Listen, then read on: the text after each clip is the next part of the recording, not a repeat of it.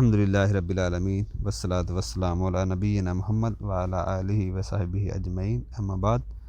मुश्तरका ख़ानदान में जो माल को लेके मामला आता है, वरासत को, उसको हम देख रहे हैं कि मुश्तरका ख़ानदान में क्या होता है। कभी ऐसे भी होता है कि जो बड़ा भाई होता है वो सारे भाइयों की शादी भी कर रहा होता है, सारा खर्चा कर रहा होता है अपना कमा के। तो उसका हल क्या है? ये सारी मुश्तरका ख़ानदान की ही वजह से ये सारी मुसीबतें होती हैं। अगर बच्चे अलग अलग हो जाएं तो कोई किसी पर बोझ नहीं बनेगा, ये भी एक बात है। कोई किसी के लिए मसला नहीं बनेगा। दूसरा मसला कभी ऐसे भी होता है कि बाप जब फौत होता है तो बेटा ज़्यादा हिस्से की डिमांड करता है, ये कह कर कि जी हमने अब्बा को बहुत कुछ दिया है, हमको ज़्यादा मिलना चाहिए। ये क्या मसला है, हम देखते हैं। देखें, जो बेटा ज़िंदगी में बाप को देता है तो उसकी 4 किस्में कर लें आप। 4 में पहली किस्म तो है कि जो बाप के मरने के बाद जो मांग सकता है।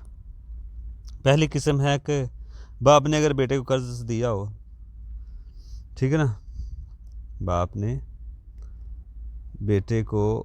बेटे ने अगर बाप को कर्ज दिया है, बेटे ने कर्ज दिया है बाप को, तो लेकिन अगर बाप गरीब है तो जो फ़र्ज़ जिम्मेदारी है वो तो बेटा करेगा, वो कर्ज नहीं देगा। लेकिन अगर बाप ज़रूरत से ज़्यादा कुछ मांगता है तो बच्चों की ज़िम्मेदारी है कि वो उसको दे, लेकिन अगर ज़रूरत से ज़्यादा मांगे तो कर्ज भी दे सकता है बेटा बाप को, कोई मसला नहीं है।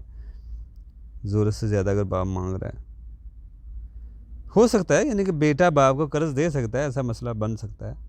ज़रूरत जो है वो उसकी हम बात नहीं कर रहे, वो तो बाप बेटे पे फ़र्ज़ है बाप के नफ़का। वैसे कोई 10-20 जितने भी को माल लेना चाहिए एक्स्ट्रा, लेकिन बाप अगर फोत हो जाता है तो क्या वो जैसे 10-15 लाख ले लिया, 20 लाख ले लिया बाप ने, 50 लाख ले लिया बेटे से, तो वो बाप के कर्ज से निकाल लिया जाएगा, ये तो बेटे का निकाला जाएगा क्योंकि बाप ने कर्ज लिया है। इसी तरह ये भी हो सकता है बेटा बाप से कर्ज ले ले, बाप की तो जिम्मेदारी है किस हद तक, लेकिन जब ख़त्म हो जाए जिम्मेदारी तो बेटा भी कर्ज ले सकता है, तो ये तो निकाला जाएगा। बेटा मर जाए या बाप मर जाए, एक दूसरे का कर्ज निकाल सकते हैं, मांग सकते हैं। तो बाकी इस्लाम में रूल भी है कि किसी की प्रॉपर्टी अगर आप बांटते हो तो पहले कर्ज निकालें, जायदाद वरासत बांट रहे, पहले कर्ज फिर वसीयत है। दूसरा मसला, अगर कोई मर जाए, कफन दफन इसके माल से ही होना चाहिए, यही बेहतर शक्ल है, ये इंसान की खुददारी होती है।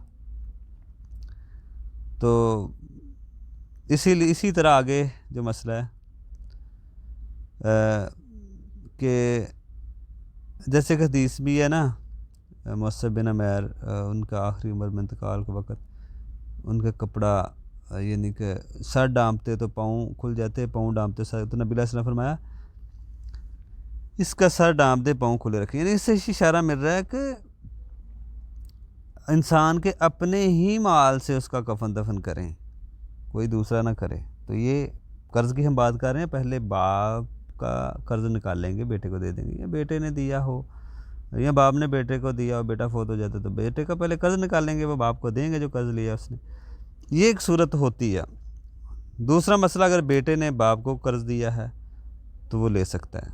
दूसरी शक्ल क्या है, अगर बेटे ने अब्बा को पैसे दिए हैं, बेटे ने, लेकिन वाज़े नहीं किया कि घर दिया, गाड़ी दिया वगैरह, कोई ऐसी चीज़ दी हो, तो बाप के मरने के बाद मुझे ज़्यादा दें, आप मुतालबा नहीं कर सकते, इसका बदला नहीं मांग सकते, सिर्फ़ कर्ज़ ही ले सकते हैं जो आप मांग सकते हैं, बाकी नहीं, अतिया नहीं मांग सकते। जैसे आपने बाप को कोई हिबा कर दिया, गिफ्ट दे दिया, कोई तय नहीं किया, वैसे ही दे दिया, तो वो चीज़ें ना मांगें। हाँ, अगर आपने कर्ज़ कह के दिया है तो फिर वैसे आप चीज़ें ज़्यादा की मांग सकते हैं मरने वाले की डिमांड से। ये कुछ मसाइल हैं जो ऐसे आपने तय किया हो, उस हिसाब से हुक्म लगेगा जॉइंट सिस्टम में रहते हुए। तो इसमें ख़राबियाँ भी बहुत सारी आपने देखी हैं, फ़ायदे भी कुछ लिमिटेड हो सकते हैं, लेकिन नुकसानात इसके ज़्यादा हैं। इसलिए इस्लामी निज़ाम के ऊपर आप रहें, उसको तरजीह दें, उसकी बात करें, उसको बढ़ावा दें, बजाय का आप बड़ों के निज़ाम, ख़ानदानी निज़ाम, जॉइंट सिस्टम को। ये इसमें बहुत सारी ख़राबियाँ हैं, बेपर्दगी है, लड़ाई झगड़े हैं, इख्तलाफात हैं, माल को लेकर बहुत सारी ख़राबी हैं। तो इस सिस्टम को हर बंदे को अपने था कोशिश करनी चाहिए, इस सिस्टम को ख़त्म करें जो इस्लामी हमारा निज़ाम है। हम मुल्की लेवल पे तो नहीं, घरेलू लेवल पे तो हम नाफिज करें। अगर मुल्की लेवल पे हम नहीं कर सकते बड़ी सतह पे, लेकिन छोटी सतह पे तो हम शुरुआत करें इसकी इस्लामी निज़ाम को लेके। सोच होनी चाहिए, लोगों की सोच ही नहीं है इसमें। बड़े लेवल पे तो होना बहुत मुश्किल काम है। यहाँ छोटे लेवल से हमारे लिए बड़ा मुश्किल बना हुआ है, बड़े में तो करना दूर की बात है। वैसे बड़े लेवल पे भी इस्लामी निज़ाम को हमें तरजीह देनी चाहिए, उस पर बात करनी चाहिए। घरेलू लेवल पे भी हमें इस्लामी निज़ाम के मुताबिक ही चलना चाहिए।